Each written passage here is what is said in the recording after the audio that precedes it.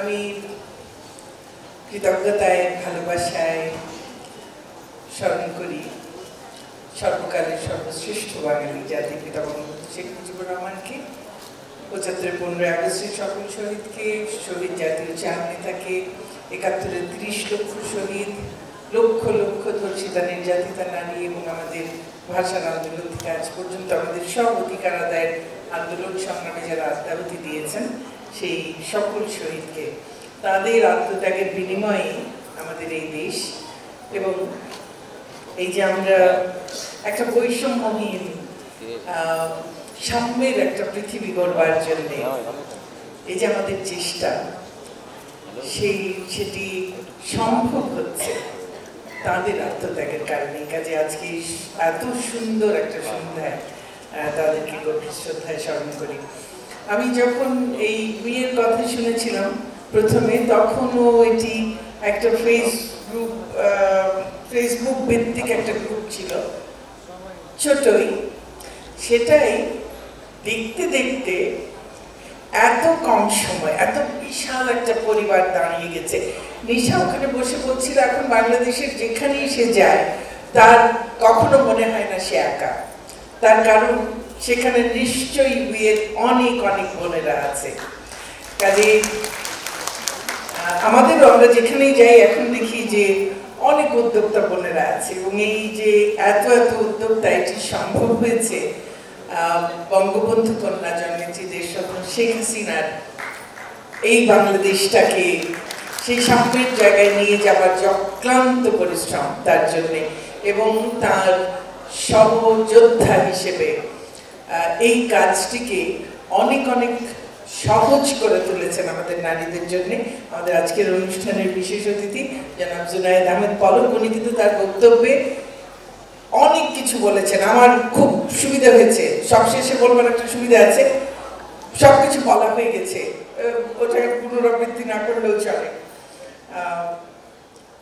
আমাদের এই যে একটা বিশাল পরিবারে পরিণত হলো, একটা সফল খুব যোগ্য নেতৃত্ব না থাকলে এই অল্প সময়ে এত বিশাল একটি পরিবার এবং সফল এবং একের পর এক তারা কিন্তু এক একটা মাইলস্টোন পার করছে। আমি তো গত বোধহয় 2-3 বছরে এতগুলো বড় বড় ইভেন্টে তাদের আসলাম এবং প্রত্যেকটাতে এসেই চমৎকৃত হই যে এত ভালো। তো এটি সেই নেতৃত্বের কারণে হচ্ছে। কাজে আমি নিশাকে আমার আন্তরিক অভিনন্দন জানাই আর অনেক অনেক ভালোবাসা জানাই। এবং তথ্য প্রযুক্তির ব্যবহার কিভাবে একদম পাল্টে দিতে পারে একজন মানুষের কাজকে, তার জীবনটাকে, সেটাও কিন্তু এই একটা তার অনন্য উদাহরণ। নারী উদ্যোক্তাদের বেশ অনেকদিন থেকেই মেয়েরা ঘরে বসে হয়তো অনেক কিছু বানাচ্ছে, তাদের অনেক রকম সৃজনশীলতা এবং সেই সৃজনশীলতার বহিঃপ্রকাশ তারা নানান রকম পণ্য তৈরি করে ঘটাচ্ছে, কিন্তু সেগুলোকে একটা তাদের সেটা সঠিকভাবে বিপণন করা, তাদের জন্য একটা প্ল্যাটফর্ম তৈরি করে দেয়া, তাদের সেটা কি করে প্রচার করতে হবে, এই সব কিছু। এবং এর মধ্যে তো আসলে আরো অনেক কিছু শিখতে হয়, যেটা আপনারা বেশ অনেক দিন থেকে নানান রকম প্রশিক্ষণ পাচ্ছেন। পলক বলেছেন, নিশা বলেছেন, আমিও মাস্টার ক্লাস করে ফেলেছি একবার আপনাদের সঙ্গে, এবং নিশা বলেছে আবার নাকি করতে হবে, আবার যখন হবে। তো আমি আবার যে কোনো ক্লাস হলেই করার জন্য সব সময় রেডি। তো সেই জন্যে কোনো অসুবিধা নেই, নিশ্চয়ই মাস্টার ক্লাস করবো, খুব খুশি হয়ে করব, কারণ শেখার তো কোনো শেষ নেই। এবং এই যে এত রকম করে একজন নারী যখন সে হয়তো একটা ভালো পণ্য তৈরি করছে, তার জন্যে সে কোন বাজারের জন্য পণ্য তৈরি করছে, তার কি মান হবে, সেই মানটা নিয়ন্ত্রণ করা, এবং সেখানে তার যে ব্যবসায়িক দিকগুলো আছে, তার যে অ্যাকাউন্টিং এর দিক আছে, এইসব বাজেটিং এর দিক আছে, নানান রকমের দক্ষতা কিন্তু তার লাগে। এবং সে একটা যে আর্থিক প্রতিষ্ঠান থেকে যেসব সহায়তা পাওয়ার তার জন্য সুযোগ তৈরি করে দিয়েছে, সরকার সেই সুযোগগুলো যে সে গ্রহণ করবে তার জন্যও কিন্তু তার অনেক প্রশিক্ষণ লাগে।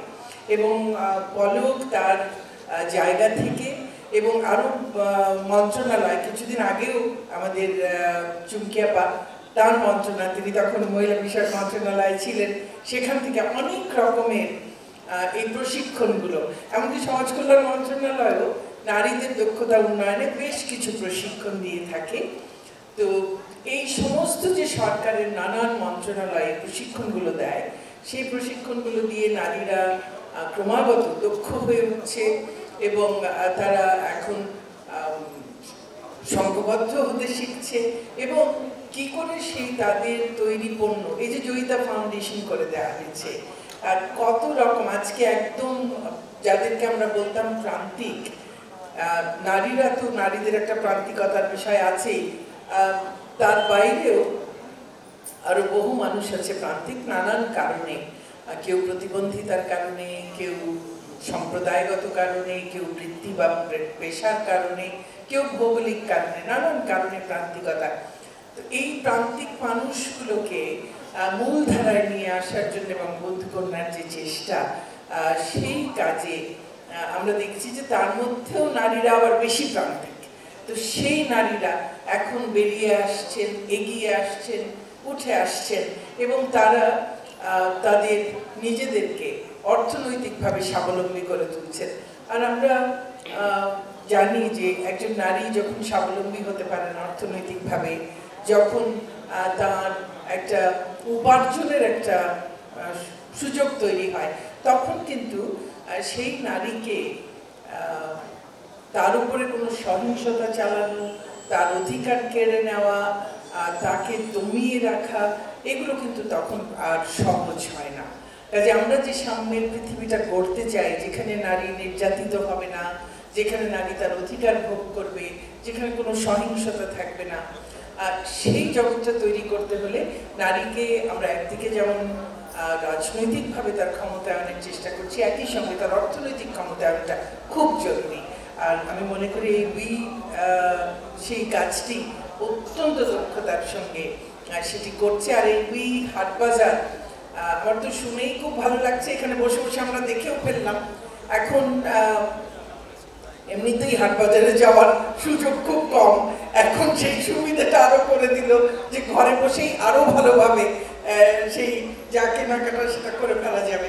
এবং সেখানে আমি একটু ঢুকেই দেখলাম, যেহেতু প্রথম 100 জন এখানে নির্বাচিত উদ্যোক্তা, নারী উদ্যোক্তা এখানে আছেন, অসাধারণ সব তাদের পণ্য, দারুণ ভালো, দেখেই দারুণ ভালো লাগলো। এবং বুঝলাম যে খুব শিগগিরই হয়তো আরো অনেককেই এর মধ্যে যুক্ত করবার তারা ব্যবস্থা করবেন। এবং আমি নিশ্চিত যে বাকি যারা আছেন উদ্যোক্তা, তারাও নিজেদেরকে খুব দ্রুত একদম আরো বেশি যোগ্য করে তুলবেন, যেন তারাও এই হাটবাজারের মধ্যে তারা যুক্ত হতে পারেন। কারণ যে কোনো প্ল্যাটফর্ম শুরু হলে সেটা নিজেরও একটু চালু হতে সময় লাগে, তো সেই সময়টাতে তারা প্রথমে অ্যাকশন নিয়ে শুরু করেছে। আমি এবং পলক আমরা কথা বলছিলাম, যেটা খুবই আমরা মনে করেছি এটা একটা ভালো সিদ্ধান্ত, যুক্তিযুক্ত সিদ্ধান্ত, এবং এরপরে নিশ্চয়ই খুব তাড়াতাড়ি এটিকে আরও তারা প্রসারিত করবে। এবং এটা একটা পূর্ণ একটা ই-কমার্স প্ল্যাটফর্ম, এবং সেটা আমাদের দেশীয় পণ্যের ব্র্যান্ডিংয়ে। আর এটা তো যেহেতু ই-কমার্স প্ল্যাটফর্ম, তার মানে এটা শুধু বাংলাদেশের সীমানার মধ্যে, শুধুমাত্র এই 56,000 বর্গ মাইলের মধ্যে থাকবে না, এটার এখন হচ্ছে সারা বিশ্বময় তার সুযোগ ছড়ানো। কাজেই এই উদ্যোক্তাদের পণ্য এখন সারা বিশ্বে যে কেউ যে কোনো জায়গা থেকে এগুলো অর্ডার করতে পারবেন এবং সেখানে আপনারা পৌঁছে দিতে পারবেন। শুধু আমি অনুরোধ করব যে বিশ্বময় যখন আপনি আপনার পণ্য ছড়িয়ে দেবেন, আপনার পণ্য মেড ইন বাংলাদেশ,